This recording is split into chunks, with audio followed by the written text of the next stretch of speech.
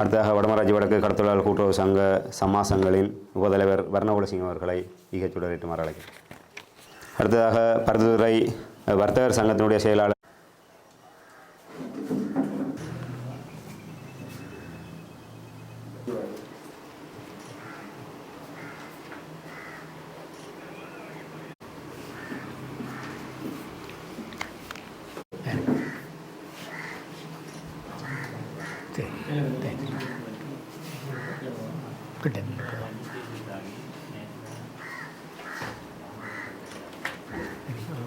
புஷ்பா வாங்க.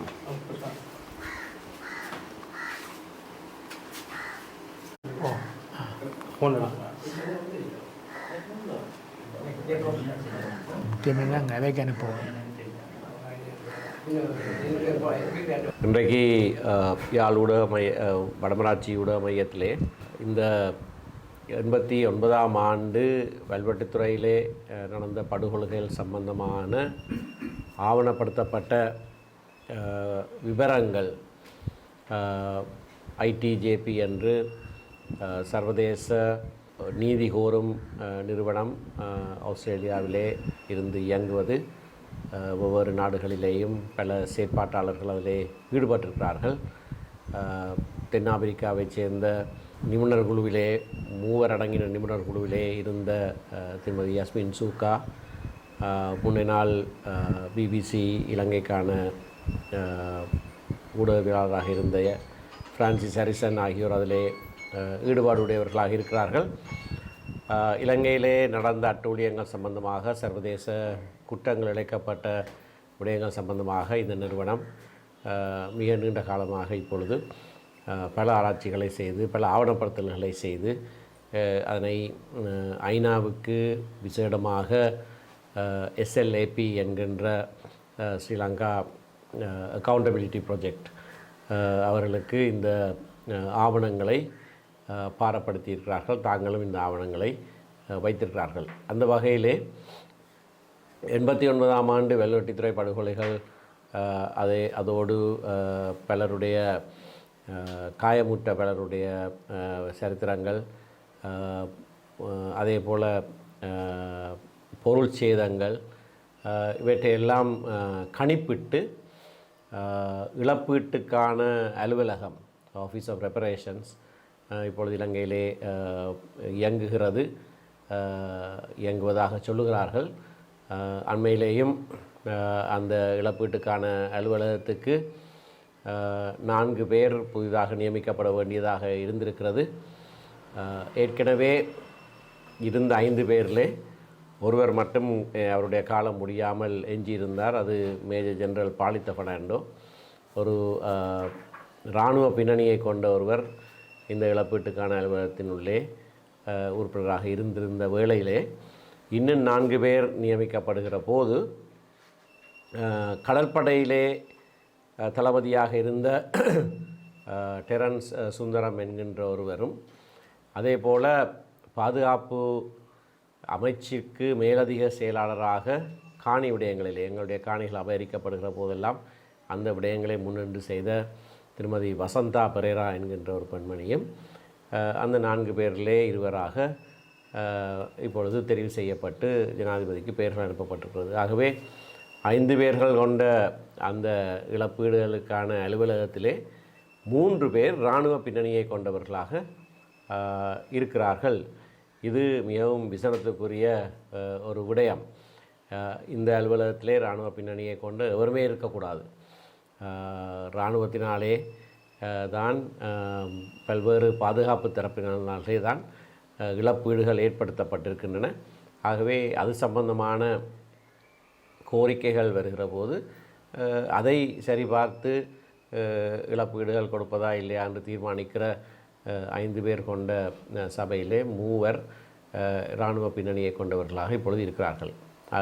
எது எப்படியாக இருந்தாலும் இந்த 89ஆம் ஆண்டு வல்வெட்டித்துறை படுகொலை சம்பந்தமான இழப்பீடுகளை கொடுக்க வேண்டும் என்கின்ற கோரிக்கை தற்போது உத்தியோகபூர்வமாக அவர்களிடத்திலே கையளிக்கப்பட்டிருக்கிறதாக திரு அனந்தராஜ் இந்த விடயத்திலே அந்த வேளையிலே கண்கண்ட சாட்சியாக இருந்தவர் சொல்லுகிறார்.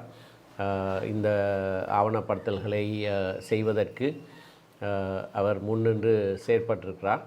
நேரடியாக கண்கண்ட சாட்சி இப்போ எத்தனையோ வருடங்கள் கலைந்திருந்தாலும் கூட இது ஆவணப்படுத்தப்பட்ட ஒரு விடயம். இப்பொழுது அது சிறப்பான முறையிலே சரியான விதத்திலே இழப்பீடு கோருவதற்கான முறையிலே அது ஆவணப்படுத்தப்பட்டு சமர்ப்பிக்கப்பட்டிருக்கிறது.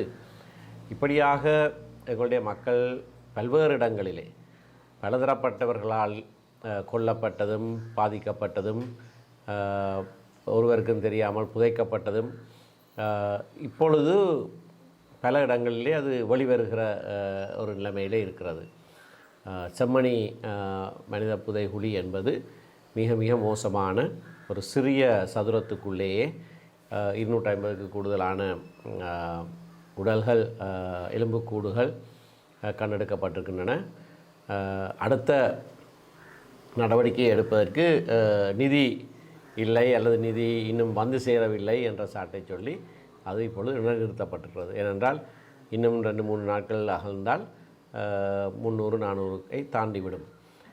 இப்படியாக அந்த இடத்திலே 300க்கும் 400க்கும் இடைப்பட்ட எண்ணிக்கையானவர்களை நாங்கள் தான் புதைத்தோம் என்று 99ஆம் ஆண்டிலேயே நீதிமன்றத்தில் வைத்து லான்ஸ் கார்பரல் சோமராட்ட ராஜபக்ச சொல்லியிருக்கிறார்.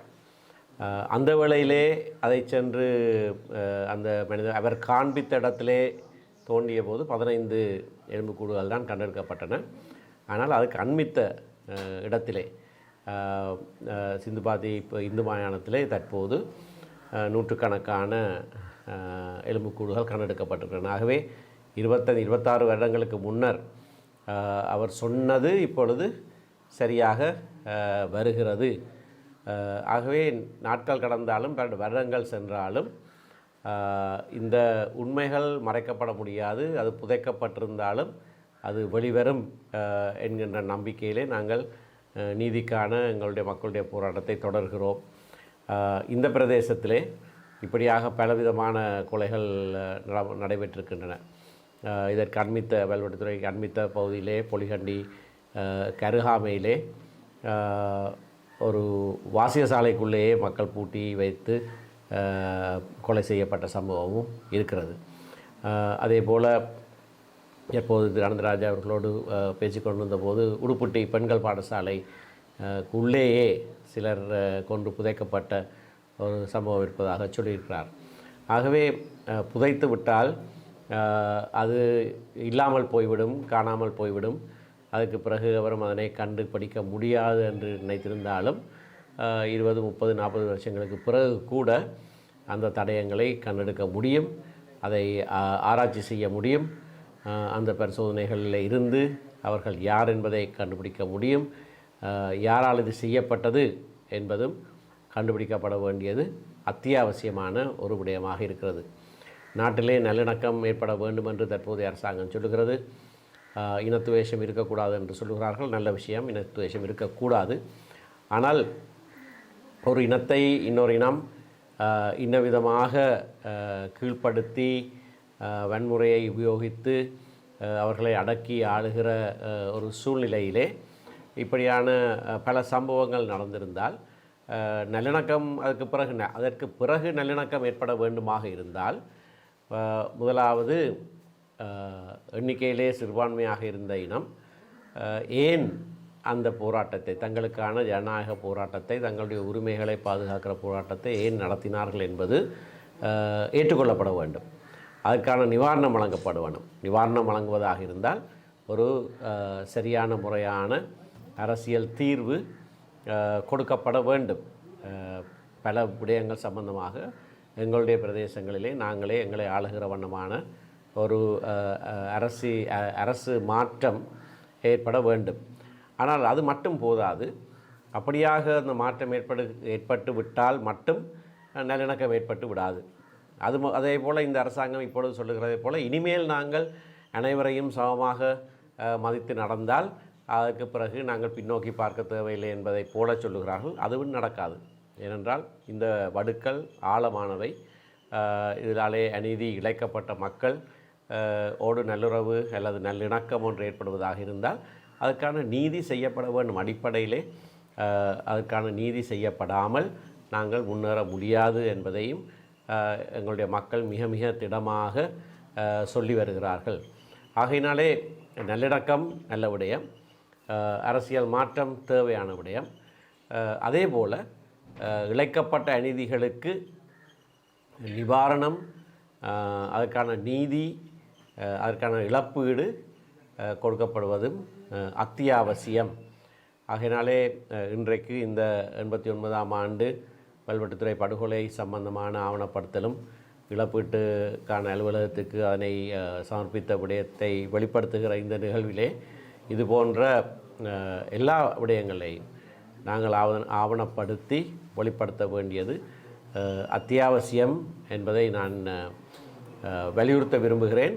எண்ணிக்கையிலே அல்லது பெறுமதியிலே இவ்வளவு பாரிய இடைவெளி இருக்கிறது மட்டுமல்ல, முதல்ல அப்படியான காணாமலாக்கப்பட்டவர்கள், வலிந்து காணாமலாக்கப்பட்டவர்களுக்கான பொறுப்பை அரசாங்கம் இன்னும் ஏற்றுக்கொள்ளவில்லை. எத்தனையோ ஆணைக்குழுக்கள் நியமிக்கப்பட்டிருக்கின்றன, அந்த ஆணைக்குழுக்களுடைய அறிக்கைகள் வெளிவந்திருக்கின்றன.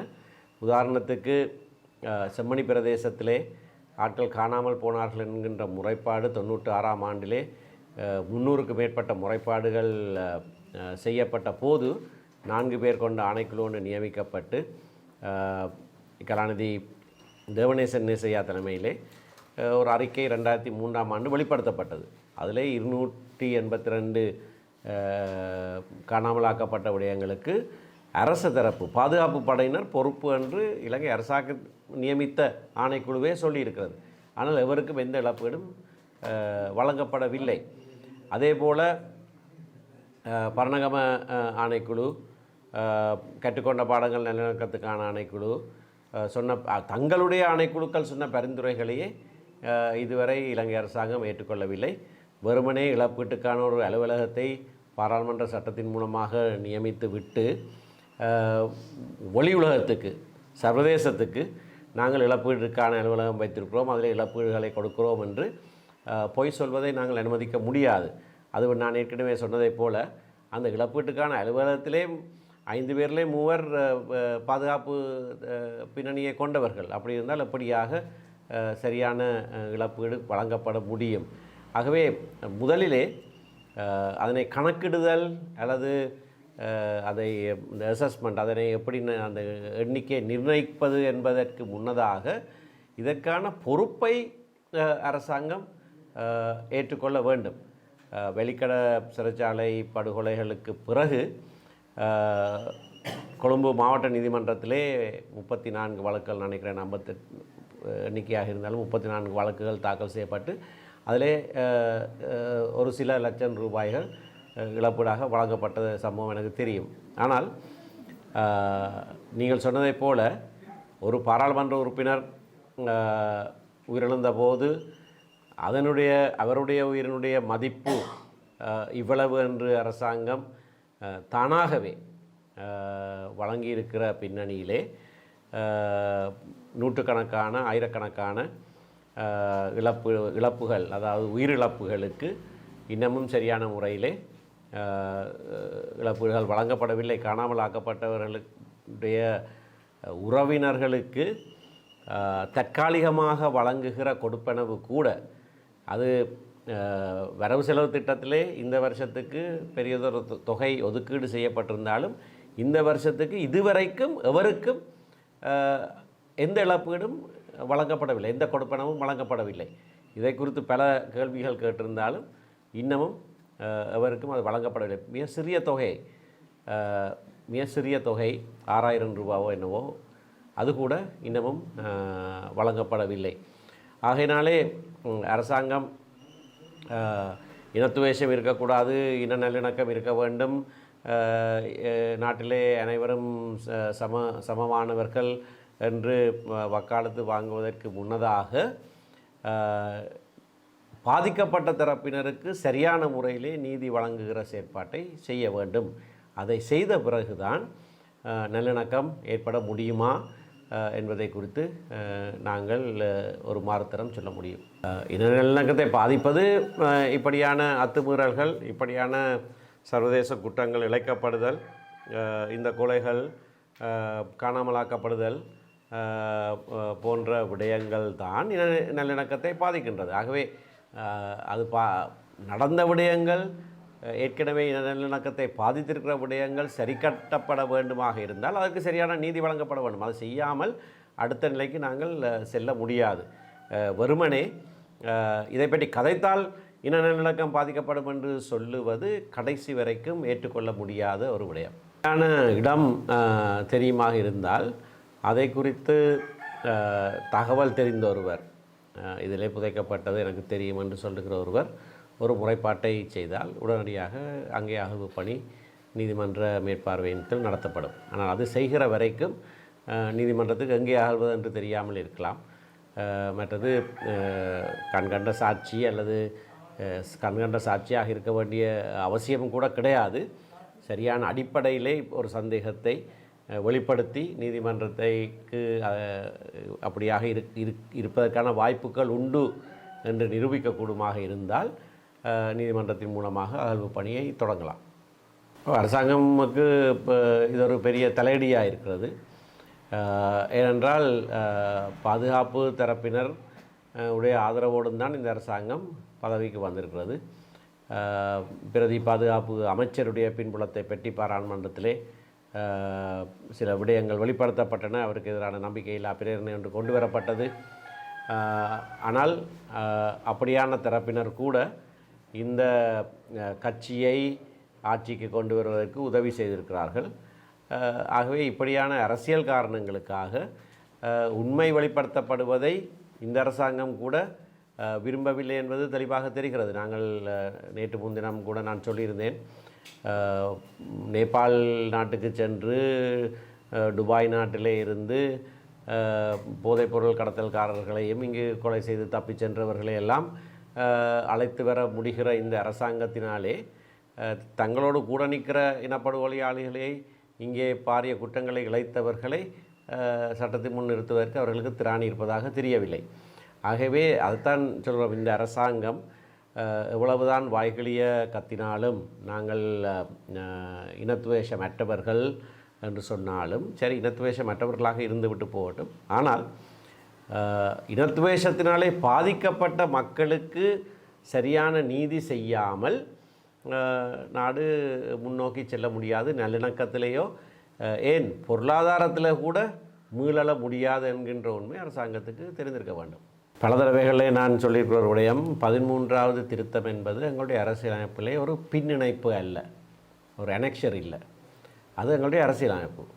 13வது திருத்தமும் அரசியலமைப்புடைய ஒரு பகுதி, 14வது திருத்தம், 15ஆம் திருத்தம், 16ஆம், ஒருவரும் 20ஆம் திருத்தத்தை நடைமுறைப்படுத்த சொல்லி ஒருவர் சொல்கிறீங்களே, 21ஆம் திருத்தத்தை நடைமுறைப்படுத்த சொல்லி ஒருவர் சொல்கிறீங்களே,